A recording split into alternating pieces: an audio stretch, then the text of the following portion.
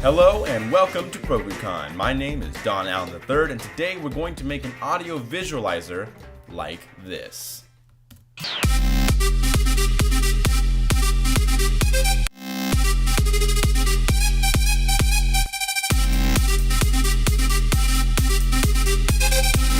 Okay, so as you can see, we have lots of layers, lots of things to cover, so let's get started. First thing you're going to want to do is create a file, new project. Once your project is open, you're going to go to New, Composition. I'm going to make mine 720 by 720, and that is because I'm making this one for Instagram, and hit OK. First thing you're going to want to do is create or bring in your audio layer. So in this case, I have my audio already set up in a folder right here. I called it Hard Stuff. Made this with my computer a couple months ago. And I'm going to bring in Hard Stuff into the timeline down here. Then I'm going to drop down the audio to visualize it. And I'm going to scroll to the part of the song that I want to use. So I guess I'll just use that part. Let's take a listen. It's a long build up. Let's go to the part where it becomes hard style. There it goes, right around there. Perfect. Okay. Once you have your audio selected, make sure you just trim it. To trim it, I just did Shift Command D, and we're just gonna hide that. We don't need to know about that right now. You're just gonna kind of collapse the folder. Next, you're gonna create your first ring. But to do that, we're gonna go File, New, Solid. And you can make it any size and hit OK. We're going to go into the effects and presets and search for the word waveform or spectrum. Let's do spectrum first and do audio spectrum and drag it on here. Now at first nothing happens because you have to route this audio spectrum to your audio, which is in my case Hard Stuff. And you're done. You can pretty much say you've made an audio visualizer and you can call it a day. You can stop the tutorial right now, but if you want to make it look way cooler, then keep watching. Okay, to make this look cooler, I'm first going to expand it to all the way to the edges. I'm going to grab these little crosshairs and make sure that my audio layer goes past the frame. And the reason why we're going to do this is we're going to go to the effects and presets and choose something called polar coordinates.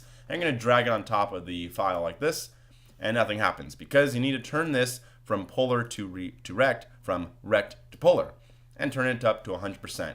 And that's going to make your whole piece into a circle, which is great for this effect.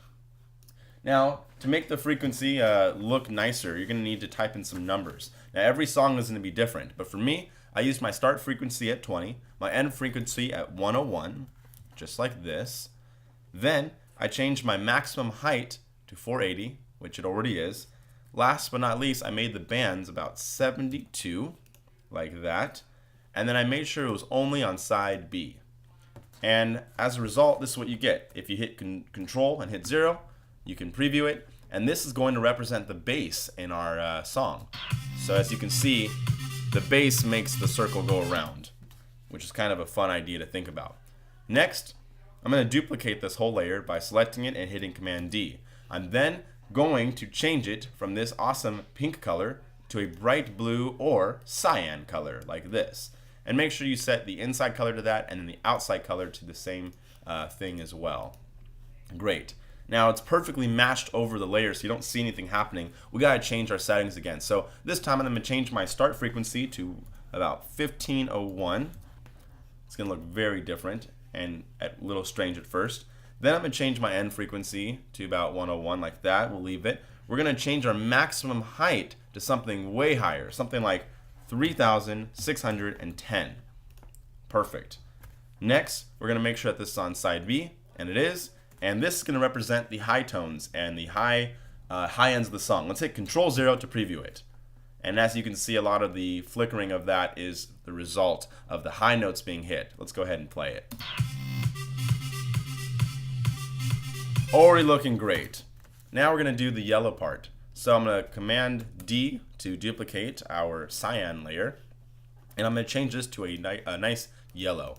So I'm going to select it, look for a bright yellow color down here, grab the eyedropper, make it the same yellow, and this time I'm going to change the just the end frequency really to 1,101 Dalmatians. Just kidding, just 10111. There we go. And then I'm going to change the maximum height. Actually, I like the maximum height. We'll keep it there. Instead of side A, I'm going to turn this to side... instead of side B, I'm going to make this side A. It's just going to be on the inside of the circle.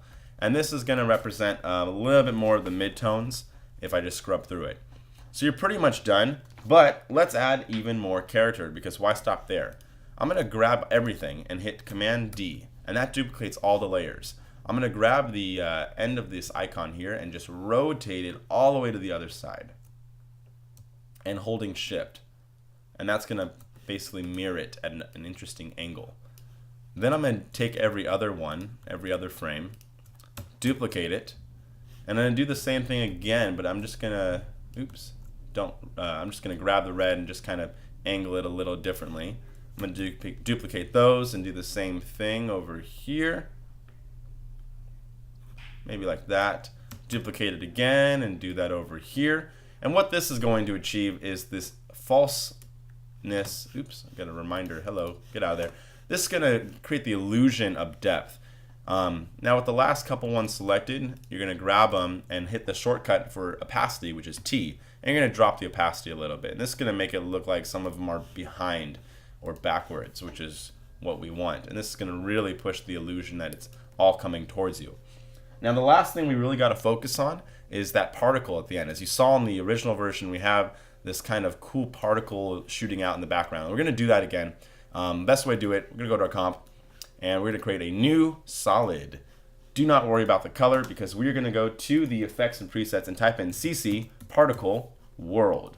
You're going to grab it and drag it onto your new solid. You're going to see this floor that appears, and if you scrub through the timeline, it's going to make these really ugly particles. So what we're going to do is we're going to go to our grid and guides and turn off the floor to world, so that we don't have that bothering us. No more horizon, take away the axis box, and we're just dealing with really nothing. Let's take away the grid too. There we go, we just have particles. Now we're going to go to our particles, our particle, and we're going to change the birth color, which is how it starts, to a nice cyan, and the death color to a nice magenta. You can grab the eyedropper if you want to use the exact one and hit OK. Awesome, awesome, awesome. We're going to change it from particle type from line to a faded sphere. And that's going to look really nice. Make sure that we are set to, we're set to go. So let's go to physics. I want to keep it as an explosive, but what I want to do is change the velocity to something really, really fast, like 11.40. And that's going to kind of shoot them out away from the center. Then I'm going to move this in initial velocity to a 100. That's going to give it a nice burst initially. Then we're going to go down to the next thing. I'm going to make this about, let's say, negative 0.13 might look nice. There we go. And a little bit of resistance doesn't hurt. Let's give it 1 resistance. That's going to pull back on the explosion. Finally, we're going to go to negative 0.65 for the particle. And last, we're going to make it do 87 cycles, because that's just crazy. Great. With all that set, let's take a look, and by hitting Control 0, that's going to give us a RAM preview. That looks pretty good. That looks great, actually. Let's take a look. Great. Next, we're going to add a glow to everything. To do that without having to go into every single individual layer, because we have so many layers now, we're just going to go New, Adjustment Layer. And anything you apply to adjustment layer, anything below that layer will be affected by this. And we're going to go to here and search for the word glow. And you're going to go down to Stylize Glow and drag it onto your new adjustment layer. And as you can see, everything has a glow now. We're going to go to the radius and increase it just a little bit. There we go. And increase the intensity.